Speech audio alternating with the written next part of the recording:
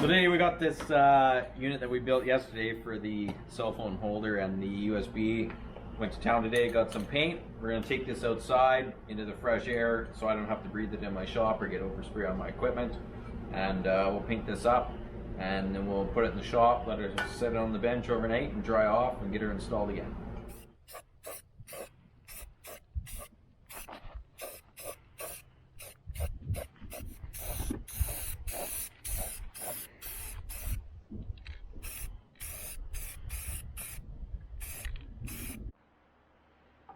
Next job we got today, we got some canola screens. These are for testing canola in the fall for see how many weed seeds and your dockage that you have.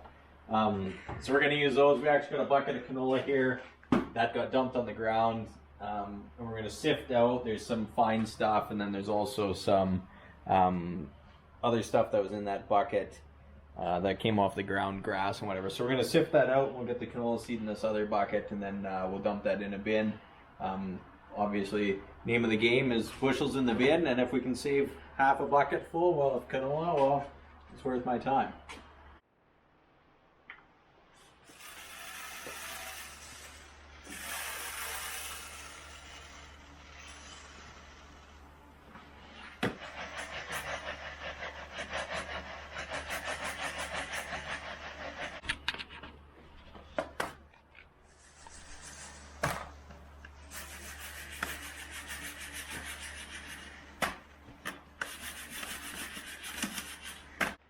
These screens got small holes in them about the same size as canola. You can see some of the canola seeds stuck in it that are too big to get through the screens. But most of that canola gets through the screen. So when you sift out into the bucket, all the fines and all the small canola seeds and a little bit of dust and dirt goes through those screens into the bucket. You know, obviously some of it on the ground. And then you sift out all this trash and you save just the canola itself.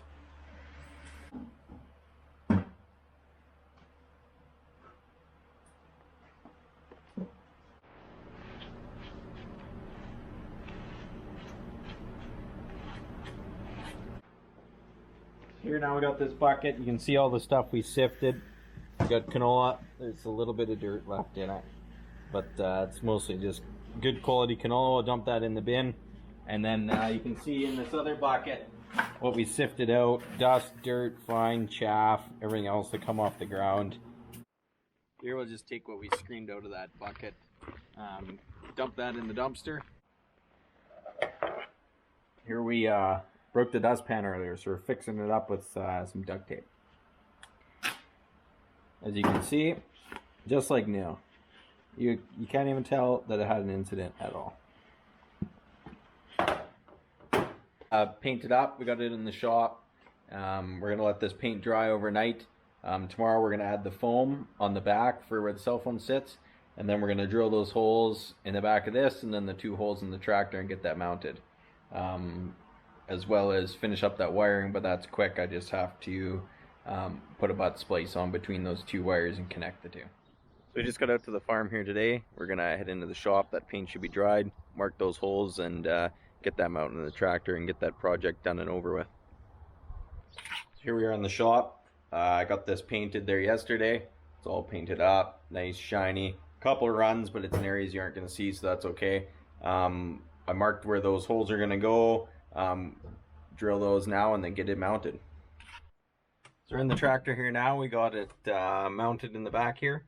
Got the on-off switch, got the cell phone setting up top, power switch on here, and I didn't realize when I ordered it, but it actually tells you how many volts the battery is putting out, which is kind of nice because the gauge in this tractor, it's just a dummy light that turns on if you were to go low voltage, but this will actually tell you what voltage you're at, which is nice. So if you turn it on here, it'll tell you 12.1 volts, cell phone is charging. Shut it off, power's off, cell phone quits charging. There's 2 USB plug-ins, one's for a fast charge, one's a regular USB, and then you have your 12 volt cigarette lighter as well.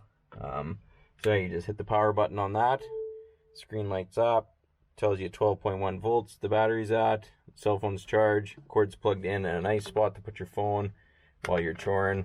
It can sit there and hopefully not vibrate off, because there's nowhere else in this tractor to store stuff, so that'll be a nice feature.